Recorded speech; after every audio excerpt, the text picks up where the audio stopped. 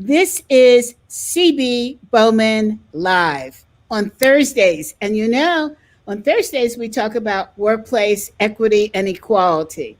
And we have a phenomenal guest in that space who is Eugene Frazier. And Eugene is a fellow MG 100 member. So I just didn't bump into him, at Saks Fifth Avenue or the Jaguar dealership. We have known each other and we are working together, and he is just a fantastic human being. But I will warn you, it's going to be hard for me to get in a word edgewise because Eugene can talk. So I'm just setting a precedent, PD. I'm laying the groundwork here. You're setting a precedent. So I'll have to weather that. You have to own it. You have to own it, Eugene. So with that, welcome, Eugene. Welcome, everybody. And Eugene, please introduce yourself. Well, on a brief note, before I get into introduction for me, see, this is an example.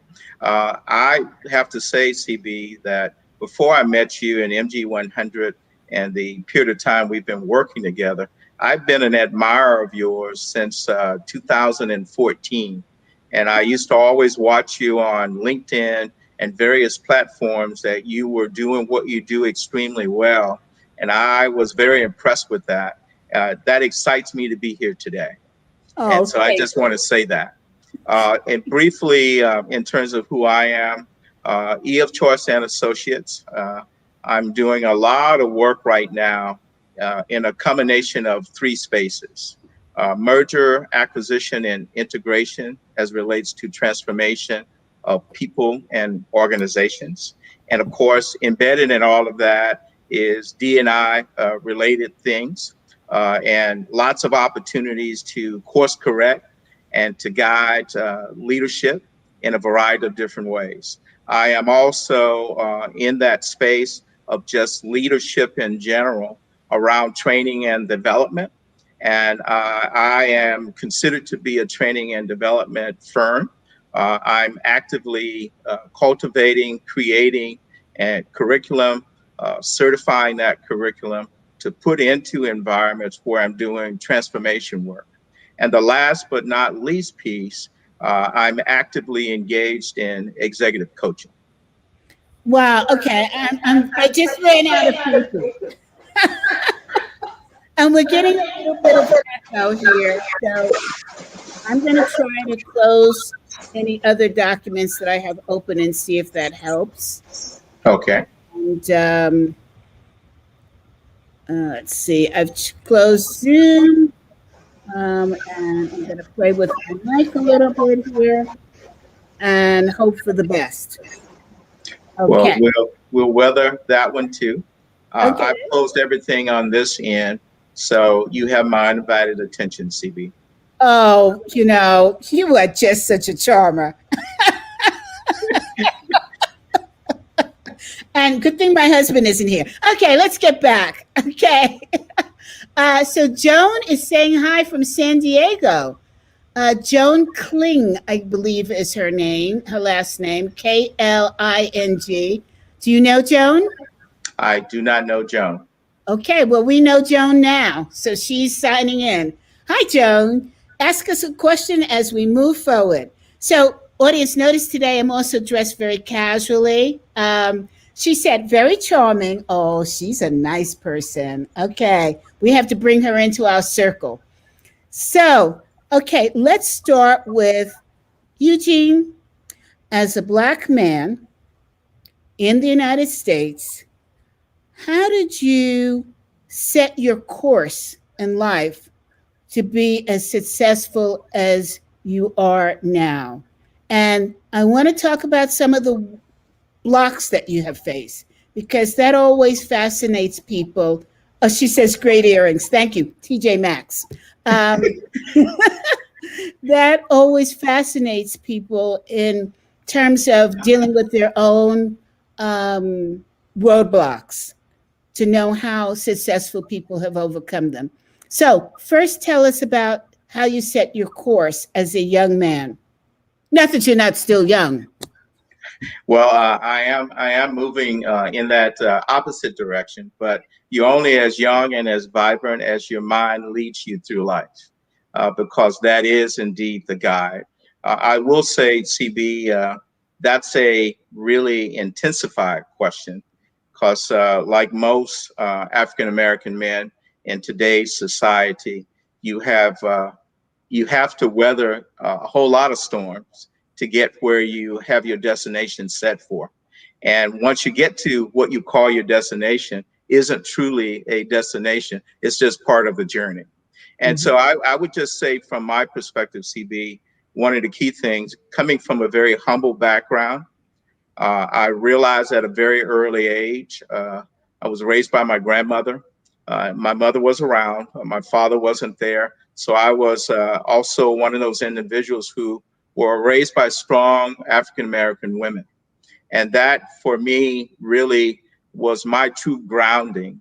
And so, in the midst of some of that, I picked up some things that most African American men, or men in general, would never accept or even verbalize. I, by being raised by very strong Black women, somehow developed what I call female antennas. And those female antennas really gave me a perspective, insight, and a level of awareness that allowed me to see things that average people don't see.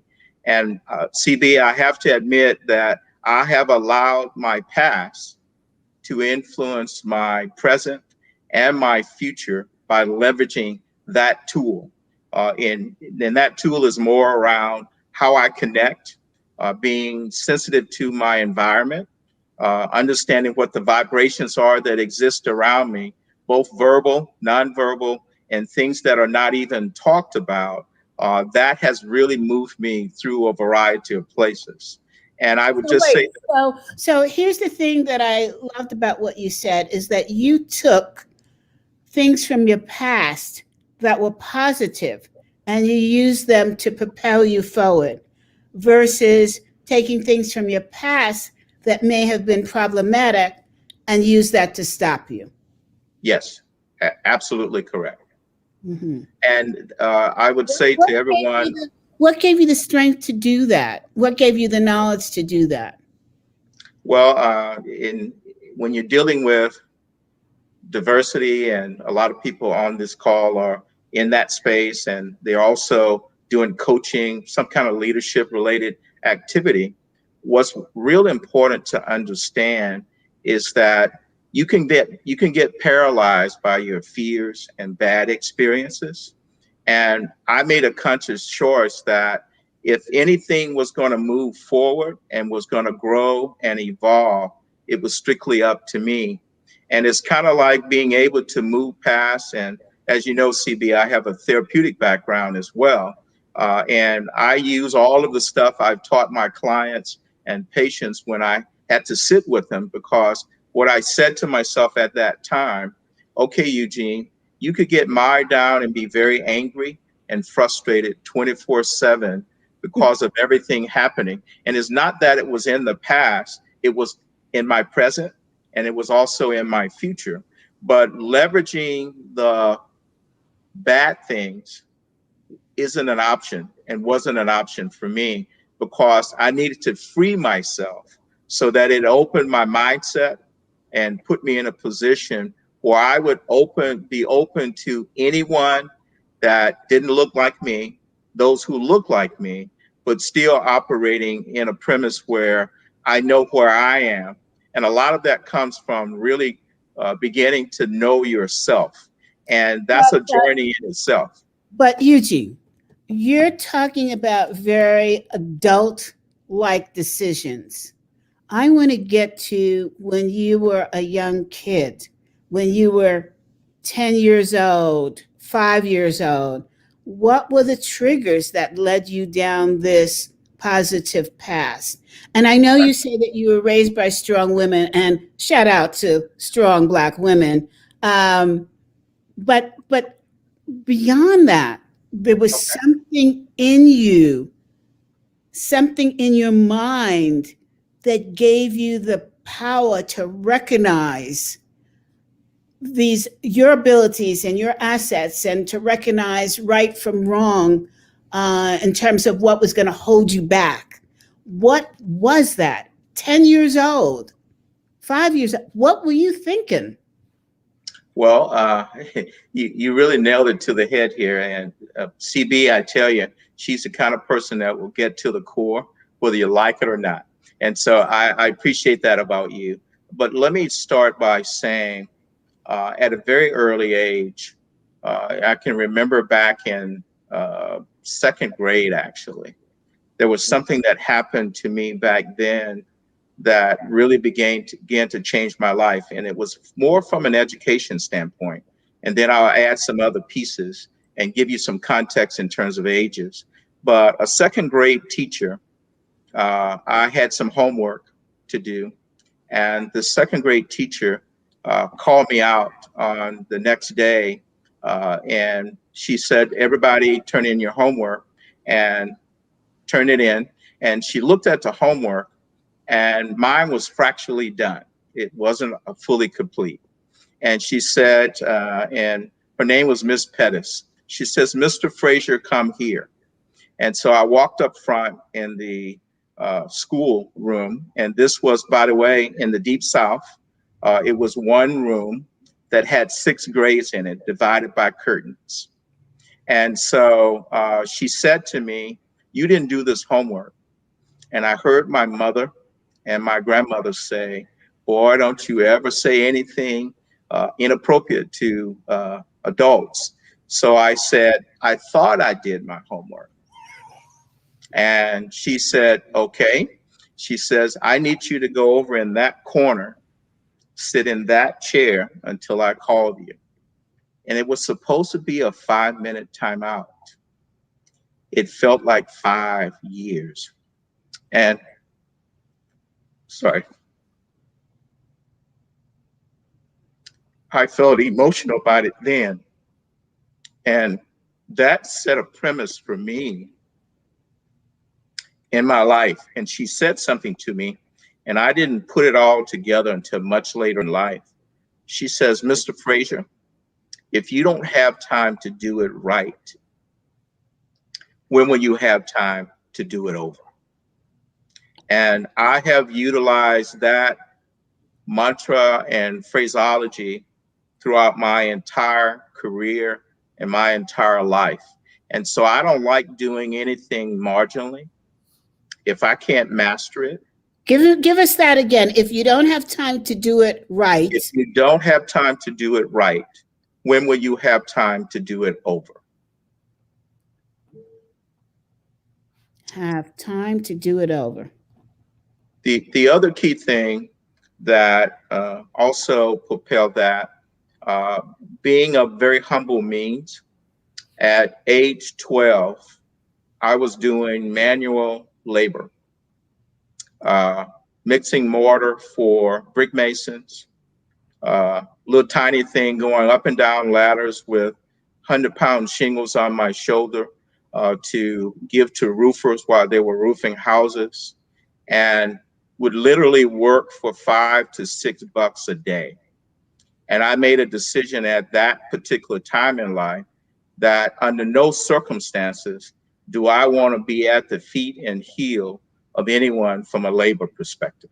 So it was never really talked about or pushed as it relates to education, but I had a thirst always to know as much as I could know and to leverage and to utilize that in any way I could. And coming up in the Deep South, and I'll give a little history lesson here along the way, the Black schools that I was in, as I talked about this one-room house with curtains in it, and the heat for it, we had to go out and we would take turns as kids going out and getting coal in the yard to bring it back and put it into a potbelly stove. In conjunction with that, going from one school to the next before segregation occurred, those environments, we would have books that would be anywhere between 5 to 7 years behind in terms of newness. And some pages were missing, things were torn, somewhat disheveled. And what I realized in life was that when those pages were missing and the 5 to 7 years were behind, I always grew up feeling like I was behind. And I was always looking at how do I close that gap? And before other people would identify shortcomings, I would look for ways to fill in those gaps. And CB, that's kind of the core of how I was reared up and what I had to endure in order to kind of move forward for here. Those were my foundations. Incredibly, incredibly powerful. And I need to ask the question, Mrs. Pettis, was she white or black? She was black. Wow. I love the story. I love the story. It's just, it touches my heart. I was raised different from you as a child, but my mom was my Mrs. Pettis. And talk about a tough broad. Whoa. And you never saw it coming. No. Every single one of the sisters, you never saw it coming. I remember when I answered my teacher back in school, and my teacher wrote a letter home to my mother. She was white. And my mother took me aside and said, when I am not with you, when you're in school, your teacher is your mother. Mm-hmm. And I know damn well you would never answer me back because you would be picking yourself up off the floor. Absolutely. And I got the beating of my life for answering my teacher back. It did not stop there. My mother then went to school. Oh, when I answered my teacher back, she told me to go sit in the corner, Mrs. Pettis, right? And I didn't want to do it because I was a proud Black kid. So my mother came to school. She made me apologize to the teacher. I got up beaten in front of my classmates, and I had to sit in the corner. I never, ever answered a dope back again. Now that's impactful. Respect. Yeah. And I could have took it the other way, right? Mm-hmm. Revenge, upset, anger. This woman caused this rift in the family and stuff. But I'll tell you what, my mother put on sets of front. I didn't even dare think about that. And I have to tell you, I would have chose a different demonstration of authority, but you know what? It got me here. Absolutely. And so, wow. Shout out to my mom. Absolutely. Yeah. I would share one last thing that I think is pretty significant.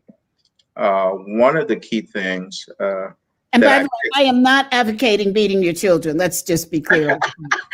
No. Well, that's a different podcast. Yeah, exactly. So one of the key things is during that period. And if anyone knows, when you look at whether you are an extrovert versus an introvert, I am an introvert. And I can remember all the way back to grade school, 1 through 6, obviously. And notes would come home in my book bag saying to my grandmother that he sits by himself.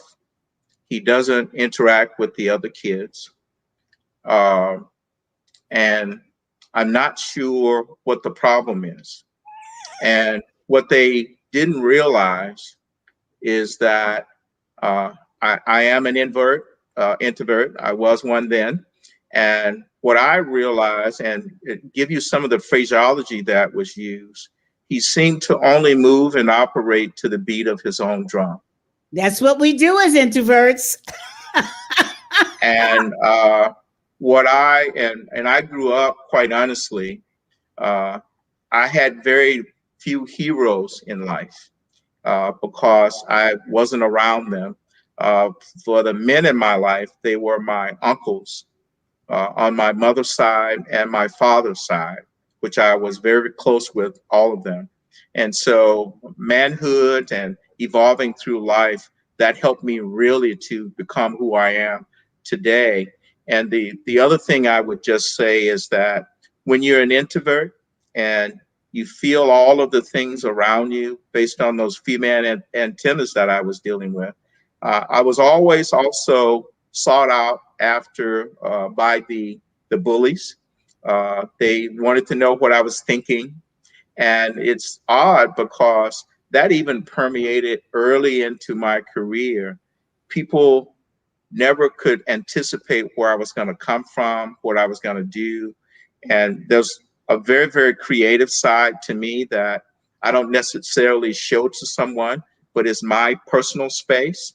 And then when you are invited in that, the core, then you really have access to a whole lot. But other people see on the outside of that, that they go, there's a light there, there's something there, but they don't know what it is. And takers of the world throughout my career always wanted to take from me.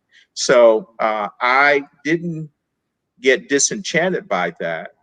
What I was able to discern was that, and I'll use this from a biblical standpoint, and when they say that if you desire patience, you don't currently exude it, the other question is pray for patience.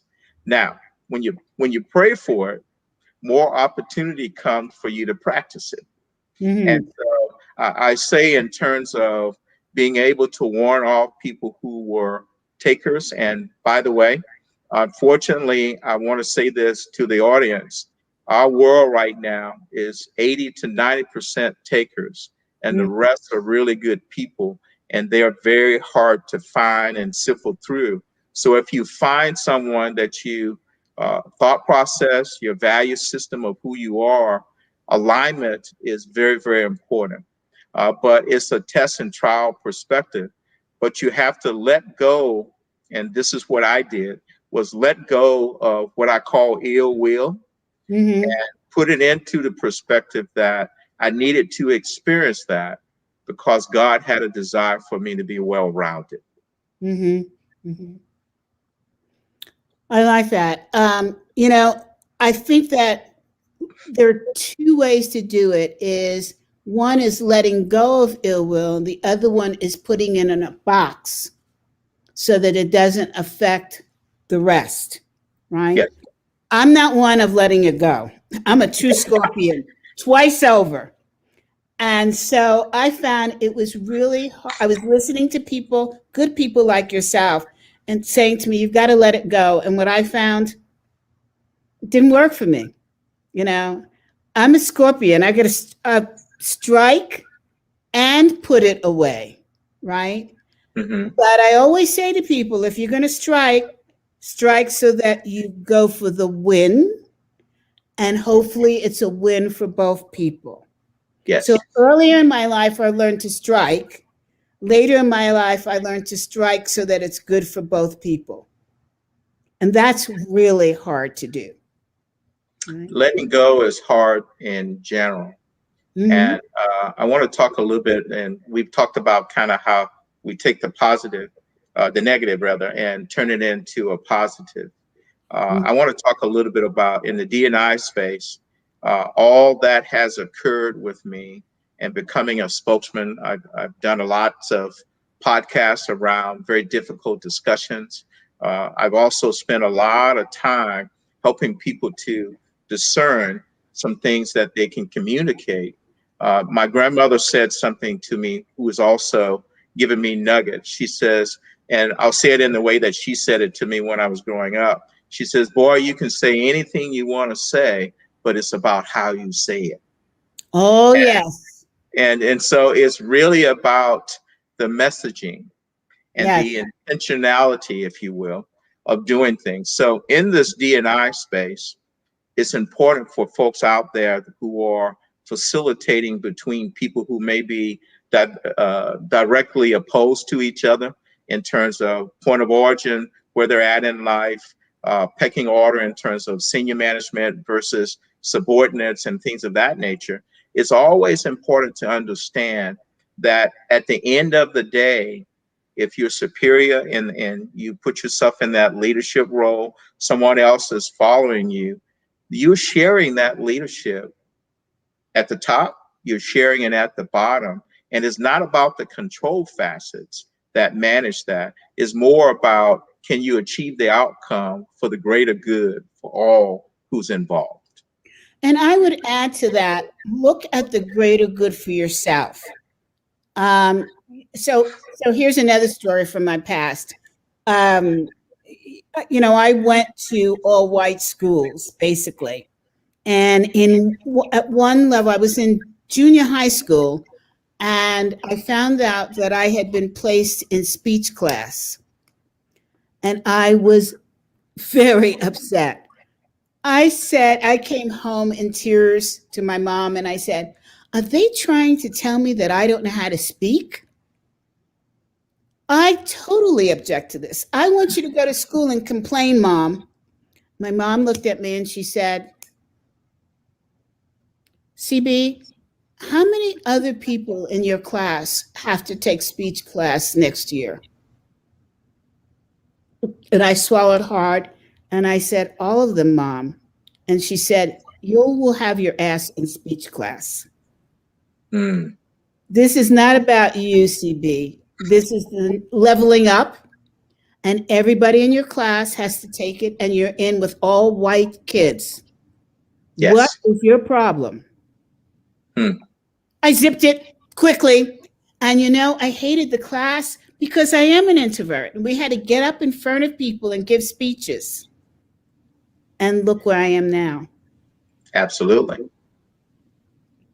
I Uh, can speak. I can speak in multiple cultures.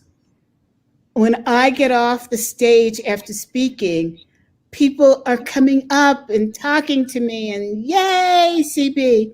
And I owe it all to my mom when she basically said to me, in her way, translated, look at the intent of where you're being placed and she's analyze pushed that. you, she pushed you beyond your perceived limitations. Absolutely. Absolutely. So, That's powerful stuff. I'm telling you, she was a kick ass mom, right? And I miss her so much. Yeah, uh, I don't have either one of mine either. They're both yeah. gone on. Yeah. My mom and dad have laid to rest together at Arlington National Cemetery.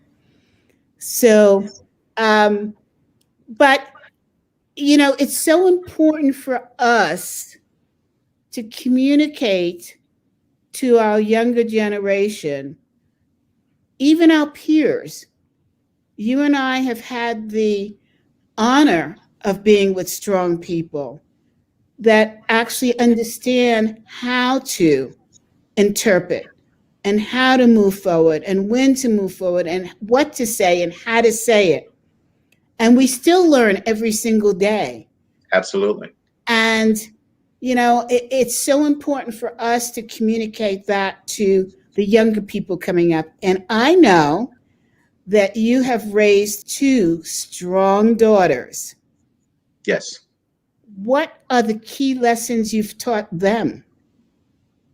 Well, so I have two daughters. My oldest is a pharmacist, and my middle one is a human resource executive. And part of what I've done growing up in a divided or broken family, I would say, where my father wasn't around, I made a conscious decision to leverage all of the conversations I had with my father as a young adult. And by the way, I also toss out there, I left home at age 18 Get out. because, yeah, I did. And never went back other than to provide additional support to everyone else. But when I left home, I needed to have my own space so I could spread my own wings. I didn't have my own bedroom until I was 18. And we were in small environments and things of that nature. And so one of the key things I wanted to do, CB, was to essentially be a model for my children. So I have two daughters and a son. And my son is the youngest one. He's 27. And so the key thing was to be intact as a two-parent household. I've been married for 40 years. I've known my wife. It'll be 41 years this coming May, and have known her for about 47 years. Wow. And so that was demonstration of something that they can adhere to, and that they have the support structure from all. And I took my teaching, and you said it earlier, CB, when you were talking about the upcoming generation, whether we call them Gen X's or Generation X, however you want to phrase it in terms of phraseology, there's an inherent gap in having a proper frame of reference for what we're dealing with right now.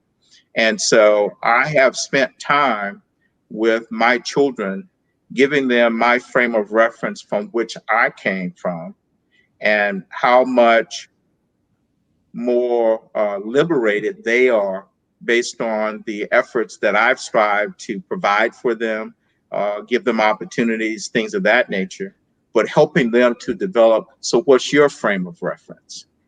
What's your legacy going forward? If you left tomorrow, what would that look like and feel like as people reference you in any form, whether it be professionally or personally? And I would have to tell you that all of them have bits and pieces of myself and their mom. My oldest is a person that I'm actually doing business with right now. We are driving certain key things together based on upbringing. And at the age of 36, I have her investing in self-directed IRAs with me. We do collaborative things in that space. And if any of you know anything about self-directed IRAs, it's about the biblical principles of becoming a lender versus a borrower. And I use a lot of those biblical principles in my business processes, and I incorporate family into everything I'm doing. And my middle daughter, the human resource side, she went the psychological side. So she has a bachelor's in psychology, has a master's in human resources with a concentration in industrial relations. And so she's currently working with me on engagements that I have on the EF choice side into organizations around effectiveness and efficiency for human resource organizations. And so your son will be president what year? Well,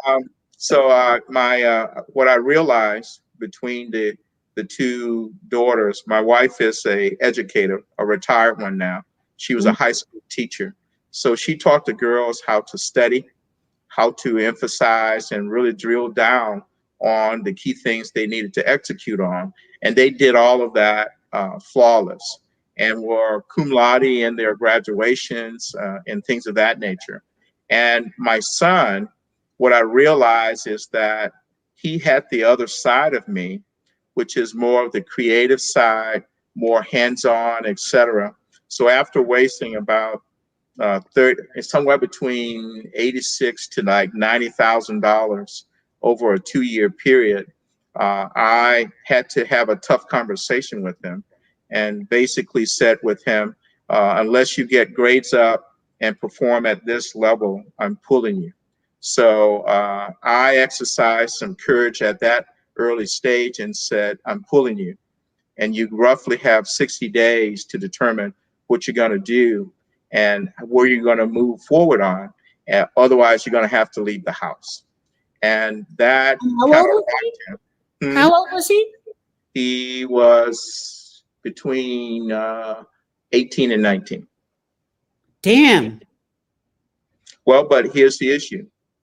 Unless you set the bar high, they shoot low. And from my perspective, I gave him an opportunity to demonstrate whether he wanted to be there. Very expensive one, I might add. And then at the same time, when he came out, though, when he was 17, I was grooming him. And this is when let me think, it was when the Twin Towers went down, and we went in close to a full-time recession for a period of time. Yeah, we did. Yeah. And he couldn't find a summer job. Mhm. So being the entrepreneurial spirit person I am, we had a conversation, and I said, okay, you will have one in the next 3 days. And so I developed him a lawn business. And in Chicago, you can only do that in the summertime. That was during the period. And then I created what I call a father-son lawn company, and identifying funding college. And we got all kinds of business. So I taught him how to repurpose landscape, certified dirt, dump dirt, backfill, put in mulch, put in plants and things of that nature. And on the third day, I walk in with flyers that I had created and business cards. And I said, we're delivering today. And so that really had an effect on him. I found out most recently, he said, you know, Dad, when you gave me that ultimatum and when you built the lawn business for us to do together, and I was teaching in universities at that time and then consulting part-time in terms of coaching. And I would literally go out and do jobs with him from 12 noon to about 4. And we would go out, spec them out, price them, and I taught him how to go ask for the money. And I also, at the same time, would go to work and teach at night in universities, et cetera. And during the period of time when he was making a decision on what he was going to go, what he wanted to go do, he said, I think I want to become an electrician. And I said, okay. And then I'm thinking about this kid. I'm out there grimy, dirty, and I'm doing as much work or more than he's doing on a lawn job. And I look over at him, he's standing up holding the shovel or the hoe, and he's looking into space, daydreaming. And I'm saying, but wait a minute, how are you going to become an electrician and essentially do a job as an electrician? And you cut corners. I said, do you know if you cut corners doing electric work, that means that you die? And he said, okay. He said, but I still want to do this. So today he's 26. He went in an accelerated program for 4 years, got his certification to become an electrician. He's a journeyman now at age 26, and on an average, manage and operate 1 to 2 jobs by himself. And people approach him and say, who's in charge of this job? He looks at them and he says, why? And he says, well, I just wanted to know. He says, I am. What do you need? So that's kind of how my life rolls, CB. Wow. He is, well, I was going to say he is one lucky child, but all of your children are incredibly lucky because Well, I of appreciate that. you and your wife take no prisoners. And Well, we didn't have any support structure in Chicago. I moved there when I was 22, and I went to establish a foundation, get a job, etc. And I gave myself basically 3 months. And if I didn't find a job, I was going to do a couple of things. I was going to either go into the military, and at that particular time, I had done everything to go into the Navy. And in between, I had started a program there to open up a barber business. And I don't know whether I've ever mentioned it to you, but CB, I put myself through undergrad school doing two things: uh, cutting hair, cosmetologist, and I was a short order cook on a military post in Montgomery, Alabama. And watching my grandfather when growing up, he was a barber and using the old hand clippers that you had to operate by hand, doing the bonneton cuts, etc., with the razor and the sharpening of the razor on the belt. I used to sit out in the yard on a wooden block and watch him cut hair all day on Saturday. And I picked it up. I went to school for it, got it. So I basically cut hair and I did a bachelor program. Typically, folks do that in 4 years. I did a bachelor program in 3 years. And on top of that, I utilized my skills in that barbering and cosmetology space to put me through school. No, Eugene, you forgot to mention that to me. Well, there's a whole lot. You're uncovering a whole lot here. You ask these deep questions, so I'm giving them to you freely because I can consider you to be an incredible partner, confidant, and essentially a person who is leading and cutting edge in all that you do. Thank you. Thank you so much. I'm actually speechless because I had no idea your history was so rich. I'm like, it's like reading a Robert Ludlum book. I'm like, okay, what's the next chapter? So, Eugene, in the work that you're doing now, how do you find difficulty in getting clients as a Black person? That's a good question. Especially around the pricing. Do you find that your white colleagues, and we have colleagues in common, that they're Yes. able to get the higher dollar, and you're not? And if you are, how do you do it? Well, I think that there's a twofold answer to that, CB. The first one is in my experience, even to this day. Matter of fact, I just dealt with one yesterday. I just solidified a coaching deal, and the person got referred to me by a psychologist and a scientist that I've worked with before, developing leadership programs and things of that nature. And through that referral, I was identified as a person that didn't only have coaching skills that I could work with them, but it was far broader and more granular. And so once the person got to me and he looked at LinkedIn and some other things, he's saying, okay, but then when it came time to talk about money, I said, here are my pricing. I gave him the low end, I gave him the middle end, and then I gave him the high end. And I said, here's where I put you based on those three continuums. And I said, here's my requirement for that. And then he, for some reason, wanted to negotiate what the dollar amount would be. And I said to him, and CB, you'll learn this about me if you haven't already. I call a duck a duck. If he waddles, and she waddles, we're going to make sure that everybody knows that the waddling is occurring. And so, with that being said, I said to him, I said, you got referred to me. You didn't get referred to me to vet me, to determine whether I am capable or not capable of providing you the services you so desperately need. Now, so if you are willing to step back and let me identify, I'm already giving you a break for these reasons, because the person is coming to me on a personal standpoint, didn't want to go through his job because he didn't want others to see what he's attempting to work on and improve back into the workplace. And so I said, this is what it's going to be.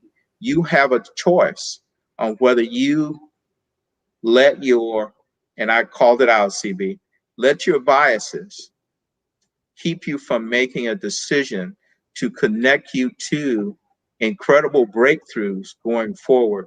Because you went through several people to get to me. What does that say to you? And then I said, the price is going to stay the same.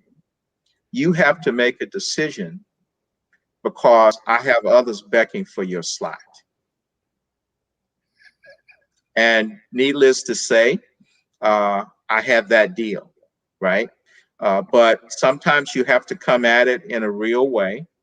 And I learned very early on, back in the early 80s, early to mid 80s, when people didn't even know anything about diversity and inclusion. They didn't have an idea. I was implementing programs about diversity awareness and things of that nature. And I was working with people to understand, how do you identify the elephant in the room?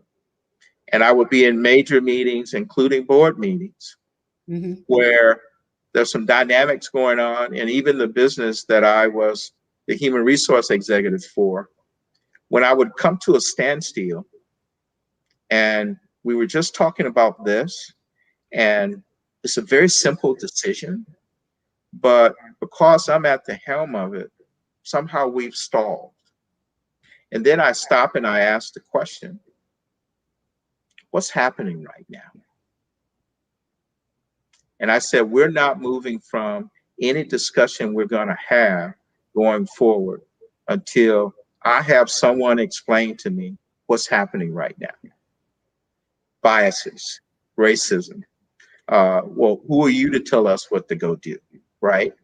And when you hear that, when you can hear a pin drop and you know that they're all struggling around the table. And 9 times out of 10, I'm one of the only people at the table that looks like me. But first of all, I'm a big black guy. uh, and no matter how I show up, I can't hide. I'm not going to try to hide. I can't remove who I am and where I came from. So either you're going to choose to embrace that, or you're going to choose not to participate. But I'm not going to dumb me down or be anybody else because it fits you. So now that's kind of a roundabout way of giving you an answer to what you're saying. And so definitely that discrimination is alive. And I Mm-hmm. give you an example of kind of how that occurs. Now, there are other situations that for some reason, broader environments are surprised that you are as skillful as you are. They go, well, how did you get that? Now, and one of the things that I would just say, a lot of us grow up in life as African Americans, whether you're female or male or people of color, because that's broadly inclusive, if you will. Mm-hmm. What's important to understand is that if you're looking for mentors, you're looking for coaches. In some cases, depending upon where you are in the C-suite mode, you want people that look like you because they're going to have to come with some general perspective that can help you navigate. On the other hand, if it's not that specific and you don't need that extra boost to move you to that next level, it's important to look at who could provide you the grounding, the infrastructure, and or the foundation that you need in order to make better decisions, navigate differently, operate differently.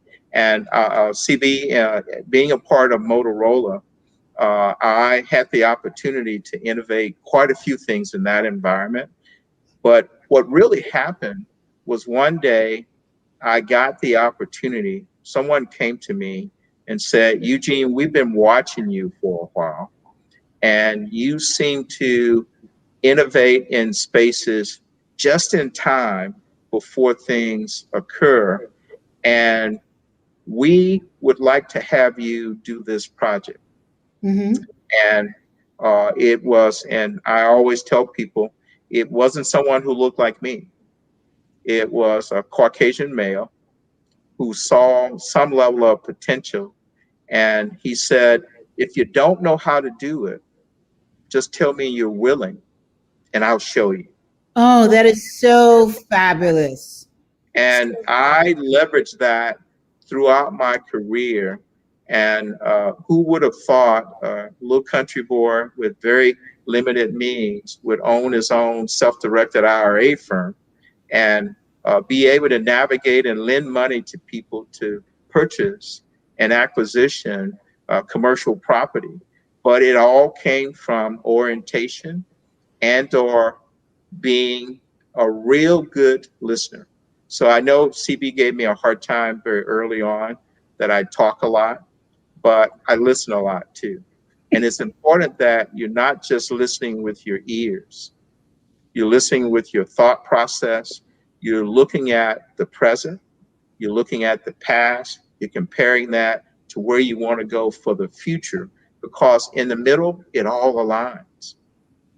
So, Eugene, you have had, and I know we're at the top of the hour, but we started a little late. Um, you have had great tenacity in your life. And it sounds like you have had some really good mentors and some really good sponsors.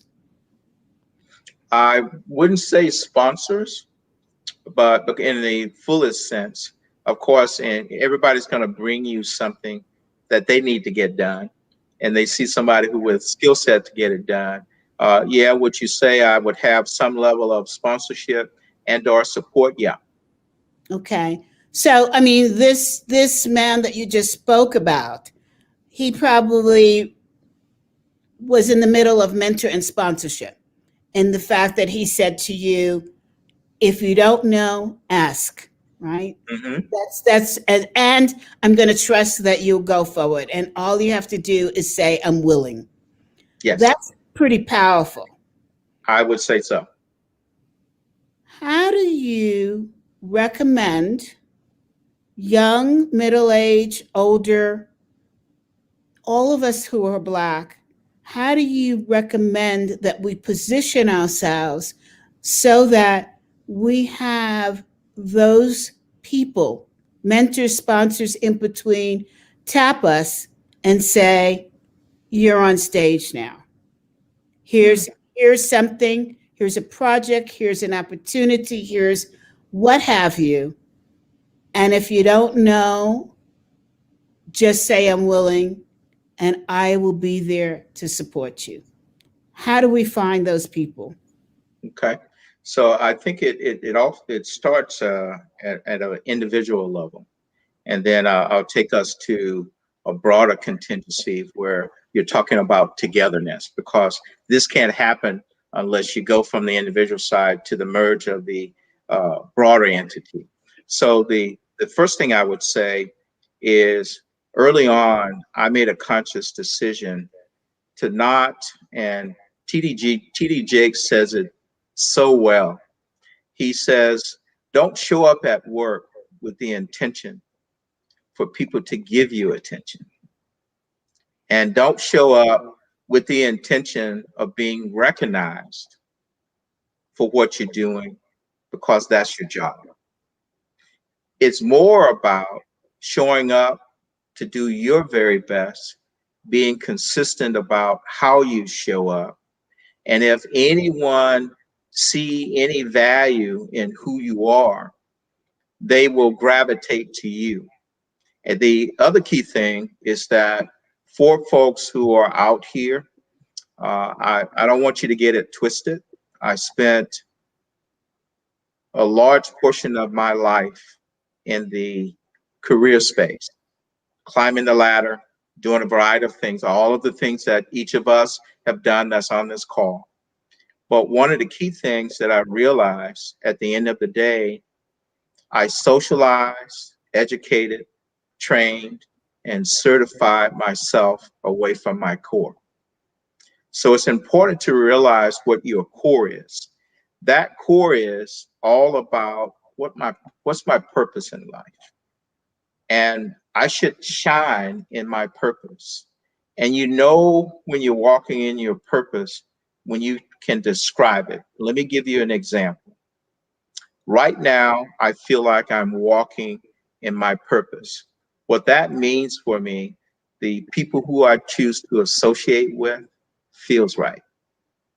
And even those that come into the picture and you can't see the full positiveness, if you will, of why they're there, because there's some negative implications, but they're there to give you a dichotomy between the positive and the negative. We learn and grow from all of those. And right now, I am feeling, and the only way I can describe it is that feeling. And for those of you who may have a spiritual background, when you're in church and you feel like you're communing with God, it feels the same way when you're in your sweet spot with the kind of business that you do and you are impacting lives in a positive way. You're providing structure and guidance for them in a positive way. That's when you're walking in your purpose. And remember that when you work on the job, that's not your true job. Your true job is after you leave the 9 to 5 or whatever shift you work. It's your purpose-driven job that you are striving to live and operate for. And CB, people will see that whether you like for them or not. Mm-hmm. Yes. Well, it's a powerful way to end our discussion, and I really hate to end it because you've given such great advice, good examples, and you spoke your truth and you showed us your true north. And for the people that are listening now, or if they listen in the future, this is worth so much. You could take this conversation to the bank and you will get interest on it. So thank you so much, Eugene. Thank you, audience, for participating, for tuning in when we were a few minutes late. And I'm just speechless. And that's rare for me. So, hey, everyone, I'm going to see you next week on Tuesday when we do CB Bowman Live, Challenges of the C-Suite. And you know what? I think we have to have Eugene on that program too, because he could give us some really inside scoops on what are some of the challenges that people in the C-suite face that he supports them in resolving. So look for Excellent. Eugene again. Notice how I do that, right? Yes, CB, I know what that means for me. Thank you so much for the opportunity, and it would be my pleasure. And by the way, for those of you who don't know, the Association of Corporate Executive Coaches will be having its conference May 6th, the 20th, June 3rd, and June 17th. And guess what? Eugene is one of the speakers. And we're going to talk about the futurist coach. So there's more to hear from our guest, Eugene Frazier. Eugene, thank you so much. Thank you. And bye-bye. Everybody, go with strength now and go with intent.